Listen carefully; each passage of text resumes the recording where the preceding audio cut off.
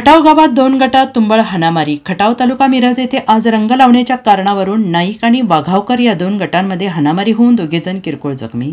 आणि या प्रकरणी मिळालेली माहिती अशी की खटाव गावात आज रंग लावण्याच्या कारणावरून महेश वाघावकर यास दर्शन नाईक याचा किरकोळ वादावादी होऊन हा वाद स्थानिक पातळीवर मिटवण्यात आला होता। परंतु आज दुपारी पुन्हा वाघावकर गटातील काही लोकांनी मिळून कवटे महांकाळ येथील काही पोरांना बोलवून पुन्हा नाईक याच्या घरावर हल्ला करण्यात आला।